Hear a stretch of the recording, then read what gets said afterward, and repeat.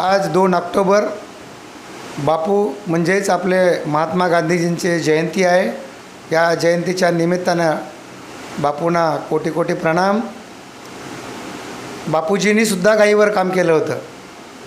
लंडनच्या पार्लमेंटमध्ये सुद्धा त्यांनी हा मुद्दा घेतला होता आणि लंडनचे पत्रकाराने एकदा प्रश्न विचारला होता, बापू तुम्ही देश स्वतंत्र करण्यासाठी झटताय, देश स्वतंत्र व्हायला पाहिजे, तुम्ही एवढं कलम चालवत आहे आणि तुमच्या या कलम चालवत असताना तुम्ही गाईचा पण मुद्दा घेत आहे, गाय वाचली पाहिजे म्हणत आहे, तुम्हाला जर असं ऑप्शन दिलं देश वाचला पाहिजे का गोमाता वाचली पाहिजे, गाईला वाचवलं पाहिजे, तर त्यांनी सांगितलं माझा देश स्वतंत्र आज नाही तर उद्या होणारच आहे, पण माझी गोमाता वाचली पाहिजे।